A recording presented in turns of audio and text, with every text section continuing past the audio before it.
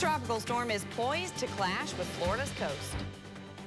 Hickman High School mourns the loss of a beloved coach. And MODOT kicks off a road resurfacing project changing routes near you. Good morning, it's Monday, June 6, 2016. Thanks for waking up with us. I'm Megan Judy. And I'm Justin Kollar. And I'm Tim Schmidt. I hope you all liked the nice, comfortable weather we had this past weekend. Perfect weather. I did. Well, next weekend looks much warmer. We're talking temperatures. All right, Tim, thanks so much. Tropical storm Colin is poised to strike Florida today with winds at 40 miles per hour. It threatens to cause some serious flooding and damage along much of the state's Gulf Coast. A large portion of Florida's western and panhandle coast was already under a tropical storm warning when the National Hurricane Center announced a quickly moving depression had become a named storm. The center said it's the earliest a third named storm has ever formed in the Atlantic Basin. Thousands of people. And drivers trying to enter or exit a part of Highway 63 tonight will be in for a little bit of a detour. KOMU 8's Mark Kim is live at the ramp to explain where and when it will close in the days ahead. We'll learn more about this later this morning, about the preparations for Muhammad Ali's public memorial, scheduled for Friday. The body of Ali is back home in Louisville, Kentucky today. Fans continue to pour into the city to remember the iconic fighter and American.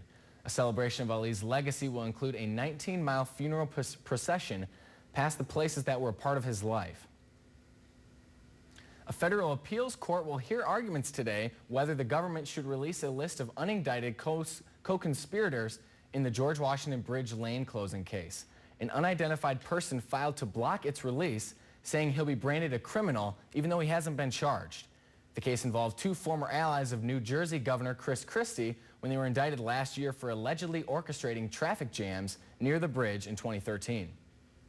More than 3 years after it admitted to targeting Tea Party groups for intrusive scrutiny, the IRS has released a near-complete list of the organizations it's targeted. The case is a class action lawsuit which will shed light on the list of names who have a claim against the IRS. The case will likely not include when and the IRS stopped targeting some groups and how the IRS went about it.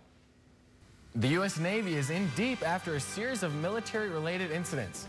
Find out what the one U.S. sailor is arrested for after the break. I'm live at Douglas Park to tell you who can have free lunch here later today.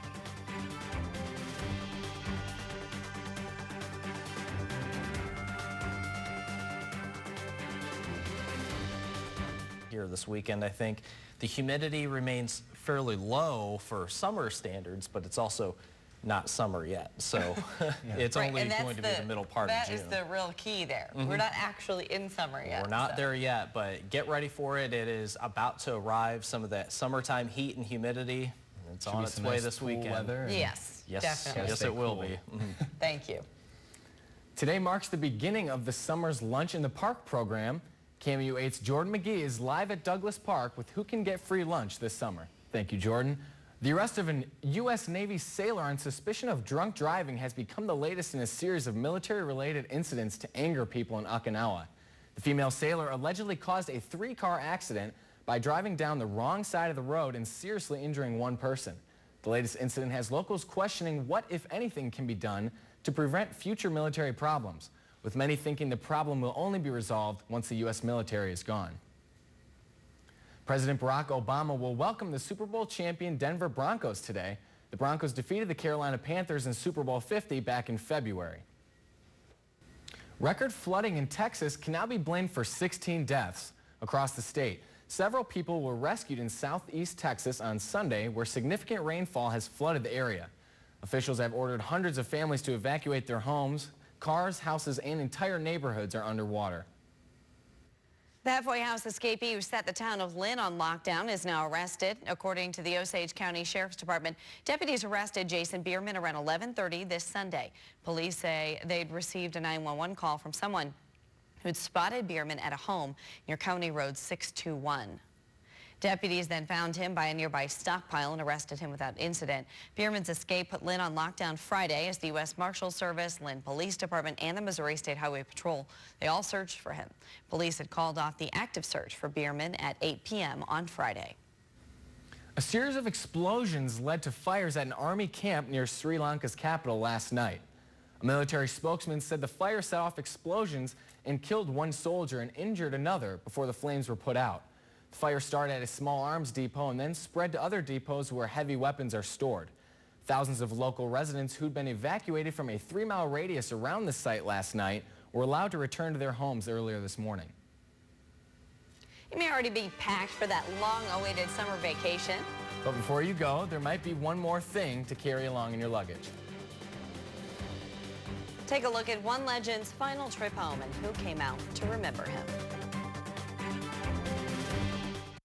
People all over are gearing up for those long-awaited summer vacations. But beach towels and sunscreen shouldn't be the only things on your packing list this year. NBC's Chris Glackham has details. Just like findings of a new credit card report website may make you think twice about co-signing on loans. The new report from creditcards.com finds 38% of co-signers had to pay some or all of the bill because the primary borrower did not. 28% of co-signers experienced a drop in their credit score because the primary borrower paid late or not at all. The next time you fill up, you may notice a bigger dent in your bank account. Gas prices climbed 6 cents during the past 2 weeks. The current national average is now $2.37 a gallon. Crude oil costs were a big contributor to the price hike. As long as oil prices don't jump substantially, experts say we could see an end to this upward gas price trend. One airline is about to become a more entertaining choice of travel. Delta Airlines says starting July 1st, all movies, TV shows, and music available from its Delta Studio offerings will be complimentary to passengers in its 2-class planes, making up about 90% of all of its aircrafts. Delta says it'll be the only U.S. airline to offer all in-flight entertainment for free. And thanks for waking up with us. It's 4:54 with a live look over Columbia Regional Airport. This is KOMU 8, coverage you can count on.